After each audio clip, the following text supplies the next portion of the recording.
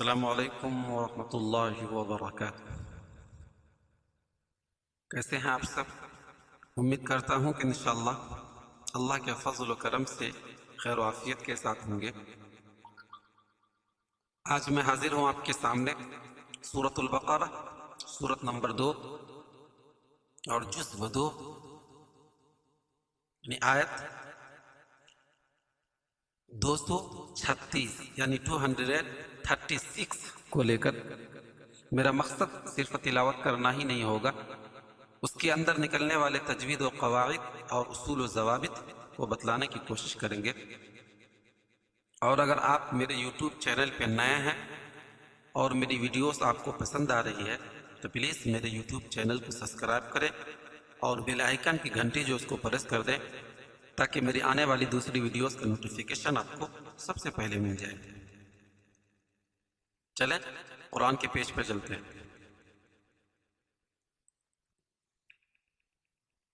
اعوذ باللہ من الشیطان الرجیم، بسم اللہ الرحمن الرحیم۔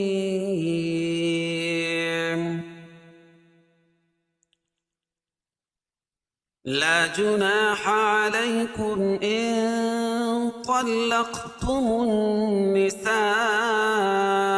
ما لم تمسوهن أو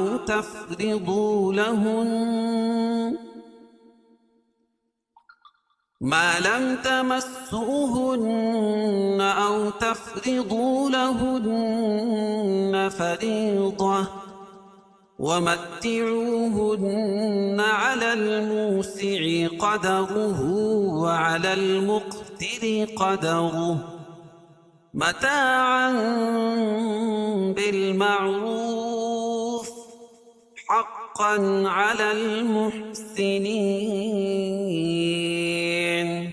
یہیں تک۔ اب اس کے اندر جو تجوید و قواعد اور اصول و ضوابط ہوں گے انشاءاللہ اس کو بتلانے کی کوشش کریں گے۔ پلیز دھیان سے سنیں اور اس سے فائدہ اٹھانے کی کوشش کریں۔ لا جناح عليكم إن طلقتم النساء۔ لا جناح، لا الف مدہ ہے، جناح یہاں بھی الف مدہ، دونوں کو ایک ایک الف کے برابر کھینچ کے پڑھیں گے۔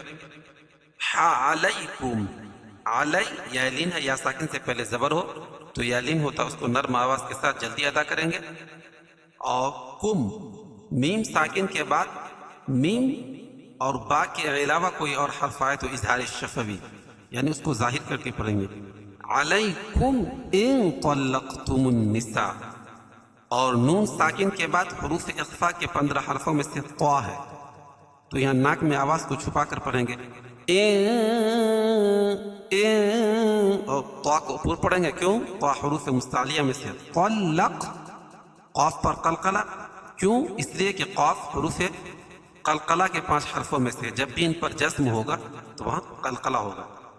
منسا، نون مشدد ہے، اس میں غنہ ہوگا، اور النساء میں مد متصل ہے، کیوں؟ اس لیے کہ حروف مدہ کے بعد سکون یعنی حمزہ اسی کلمے میں ہو۔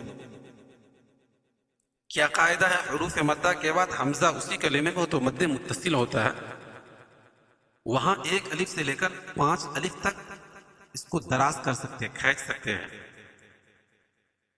ان طلقتم النساء ما لم تمسوهن او تفرضوا لهن فريضة، ما الف مد لم تمسوهن، اور میم ساکن کے بعد میم اور با کے علاوہ کوئی اور حرف آئے تو اظہار شفوی۔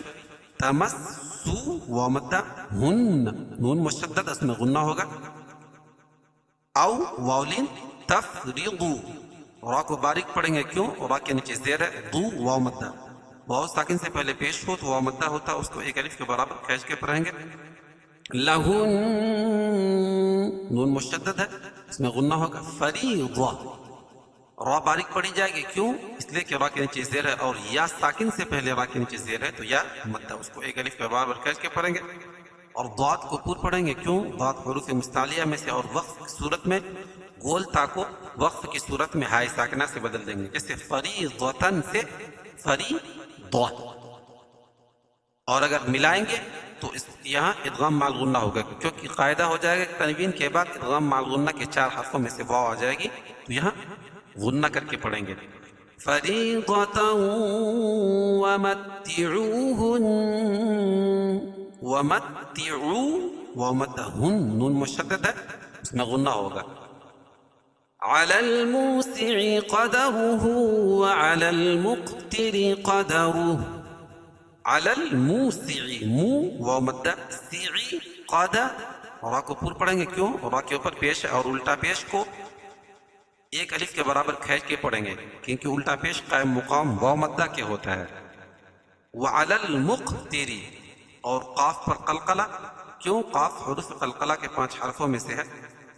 تیری، را کو باریک پڑھیں گے، قدرو، را کو پور پڑھیں گے، اور وقف کی صورت میں الٹا پیش کو ہائے ساکنہ سے بدل دیں گے، قدرو سے قدرو. علی الموسع قدرہ وعلی المقتر قدرہ متاعا بالمعروف. متاع الف مد عم بالمعروف، اور یہاں اقلاب ہوگا. قاعدہ ہے کہ نون ساکن یا تنوین کے بعد با آئے تو نون ساکن اور تنوین کو میم سے بدل کر غنہ اور اخفا کے ساتھ پڑھنے کو اقلاب کہتے ہیں. ٹھیک ہے. بالمعروف وقف کی صورت میں یا مد عارض وقفی ہوگا. قاعدہ ہے کہ حروف مدہ کے بعد سکون عارضی ہو تو اس کو مد عارض وقفی کہتے ہیں، اور را کو پور پڑھیں گے.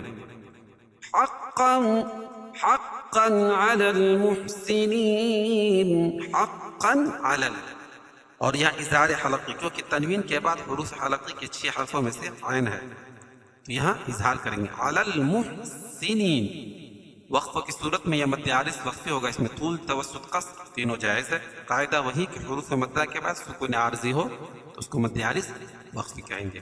چلو ایک مرتبہ اس کو متن پڑھتے ہیں.